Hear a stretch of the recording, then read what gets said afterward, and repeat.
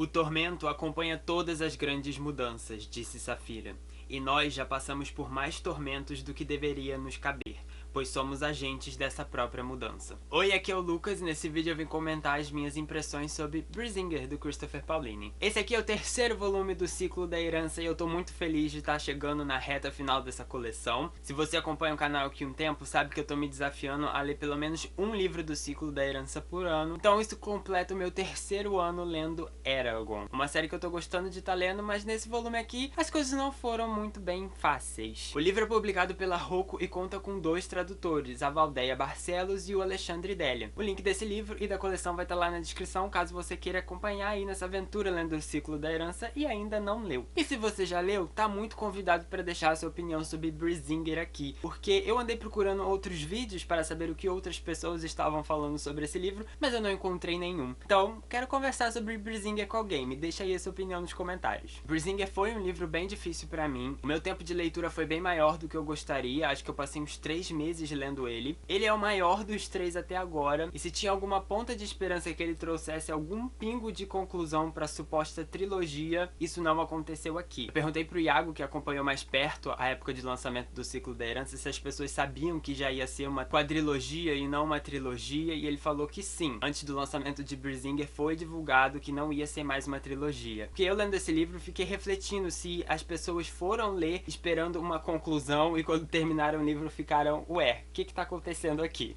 É um livro grande, é um livro de preparação para o próximo volume, que é maior ainda, e eu acho que tendo essa proposta em mente, não cabia Brisingr ser de outra forma. Geralmente na trilogia, o segundo tem esse papel de ponte de ligação e acaba sendo o piorzinho dos 3. Nesse caso do Ciclo da Herança, como são 4 livros, eu acho que Brisingr fez esse papel. Até porque Eldest pra mim foi um livro muito bom, e nesse daqui eu já fui com as expectativas de crescimento da história, de certa forma. E não que a gente não tenha isso aqui, porque a gente tem, mas as coisas não foram descritas da forma que eu tava esperando. O início do livro começa bem emocionante, porque a gente vai ter uma missão de resgate ali da Katrina, que é o par romântico do Horan, e ele vai pegar bastante páginas ali do início da história, de toda essa missão. A gente vai ter batalha, voando na Saphira, aquela coisa de aventura e etc. Em contrapartida, o final do livro também é um ponto alto. A gente vai ter grandes revelações sobre o passado do Eragon. Finalmente vamos descobrir quem eram os pais dele. O próprio Lancer do Brisingr, que é o título do livro, vai fazer sentido lá no final. Então pra mim esse livro aqui é um típico livro de vale, onde no início da história a gente tem um ponto alto, no final da história a gente tem outro ponto alto, mas no meio é aquela coisa que por que tão lento? Por que tão devagar?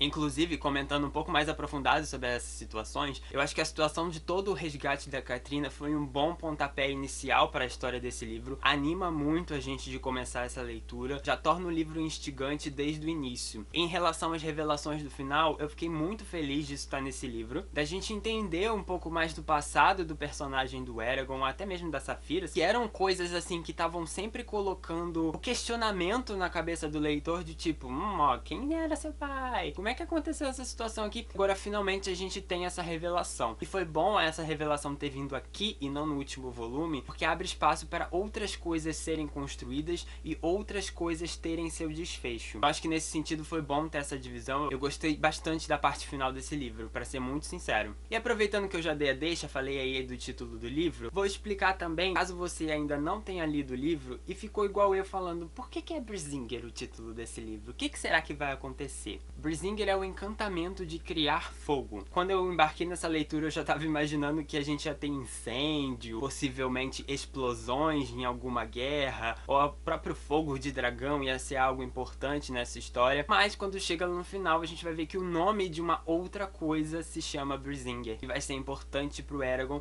principalmente no próximo volume, que a guerra contra o Galbatorix vai finalmente acontecer. Pra não ser totalmente injusto com o meio da história, eu queria destacar as minhas marcações pelo livro. Como vocês puderam ver, não dá pra ver na verdade, mas como vocês podem ver, tá bastante homogênea, então tem coisas interessantes na meiuca sim. Mais uma cena em particular que me chamou muito a atenção, eu fiquei assustadíssimo quando eu li, envolve a Nazuada e uma situação de ritual barra duelo envolvendo automutilação. Eu não estava esperando encontrar algo tão pesado e gráfico nos livros de Eragon, considerando que o público-alvo é infanto-juvenil e jovem. Se a gente for considerar que também iniciou com com esse público e agora no lançamento de Brizinger eles cresceram, então o Christopher resolveu dar uma pitada de amadurecimento pra essa história, eu achei muito interessante. Toda a situação por trás disso, e eu não quero revelar muitos detalhes aqui, eu gostei demais. Eu fiquei muito assustado na hora que tava lendo, eu fiquei muito impactado. Toda essa cena tá muito marcada na minha memória. Eu acho que desse livro é o que eu vou levar pra mim e levar na minha mente, porque, sério, me marcou demais. Eu achei muito profundo, eu achei muito condizente com a situação,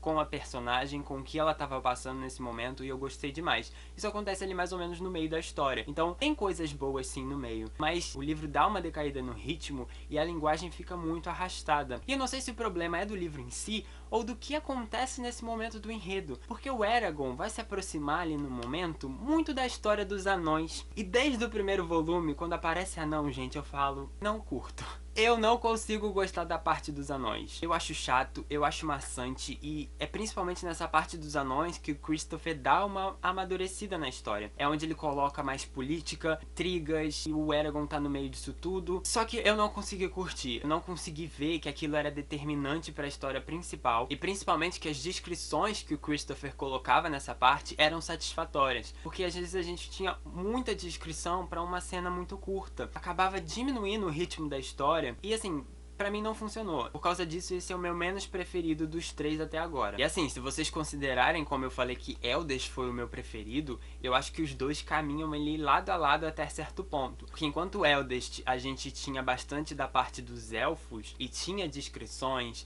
e tinha revelações, e tinha a parte política, aqui ele se aproxima muito dos anões. Então por isso que eu acho que a culpa é do anão. A culpa é que eu não gosto de acompanhar os anões, porque na parte dos elfos eu achei interessantíssimo. Os momentos de diálogo, de refeição, de discurso eram os meus preferidos. Então teve esse contraste aí, apesar das duas semelhanças em estrutura narrativa. Acho que por eu gostar mais dos elfos, isso foi mais interessante pra mim em Eldest. E como eu não curto os anões, isso não foi nada interessante aqui em Brizinger. Por falar em crescimento da história, o Christopher Paolini cresceu um pouco com a própria mitologia dos dragões aqui em Brizinger. Eu achei esse detalhe muito interessante. O Christopher fornece aqui pra gente uma resposta acerca dos dragões, um elemento que ele não tinha explicado anteriormente, e que justifica muito bem o papel do Galbatorix e principalmente o que ele tá fazendo enquanto essas pessoas estão fazendo essas coisas aqui. É um elemento que também acrescenta a originalidade do autor acerca da temática dos dragões, e eu achei muito interessante esse poder dos dragões, esse último recurso para impedir a extinção da espécie. Isso tem muita relação também com a conexão do dragão com o seu cavaleiro, então eu achei muito coeso toda essa mitologia que é explicada nesse livro aqui. Não tem como eu garantir que ele já tenha pensado nisso desde o primeiro, mas eu acho que combinou muito bem com a história que ele quer contar. Essa situação de dragões acompanhando um cavaleiro de dragão. Esse elemento que foi inserido e explicado nessa história foi muito satisfatório pra mim. Por isso que eu não descarto esse livro. Eu não acho ele péssimo, eu não acho ele ruim. Só acho que ele tem um problema de ritmo ali no meio. E eu, particularmente, descontaria umas 200 páginas na boa desse livro aqui. Eu acho que o Eragon não precisava estar nesse lugar com os anões, ele não precisava ser um agente determinante nessa situação. Ele podia só ouvir aqui, ó, receber uma carta, tá ouvindo a fofoquinha do que tá acontecendo, já tá ótimo. Mas isso abriu brecha também pra outro ponto interessante da história, que foi a Saphira se distanciar um pouco do Eragon. A gente tem aqui pela primeira vez alguns capítulos do ponto de vista da Saphira. E eu acho que a relação dos dois cresceu muito nesse livro. Eles sabem que tem papéis a desempenhar agora muito claros, e eles estão amadurecendo a ponto de falar, olha, eu preciso desempenhar esse papel agora. E eu sei que você tem outra coisa pra fazer. Então a gente vai se separar, cada um vai resolver os seus problemas, depois a gente se reúne novamente. Isso dá até um toque emotivo pra história, porque essa relação Saphira-Eragon é bastante construída. Essa relação de amor entre cavaleiro e seu dragão, eu acho que esse livro tem um pouco desse quê emocional. Então por esses motivos eu não desperdicei totalmente essa leitura e eu acabei dando no final 3 estrelas e meia. É um livro que te prepara pro próximo e eu tô muito animado pra saber como o Christopher vai terminar essa quadrilogia. E isso, como vocês bem sabem, só vai acontecer ano que vem. Mas ano que vem já tá logo ali, não é? Minhas expectativas é pra encontrar muitas respostas, muitas cenas de guerra, e eu espero que não tenha esse problema de descrição. Novamente, se você já leu Brizinger, me diz aí nos comentários o que você achou. E eu vim fazer um agradecimento pro Rodrigo, Rodrigo Moreira, que é um apoiador aqui do canal. Se você quiser contribuir financeiramente com o nosso trabalho e ajudar o Luago nos Livros a viver por mais tempo, checa lá no box de descrição a nossa campanha do Apoia-se. Deixe seu joinha nesse vídeo e compartilhe com outros fãs de Eragon, e eu vejo você no próximo vídeo aqui do canal. Até lá, tchau!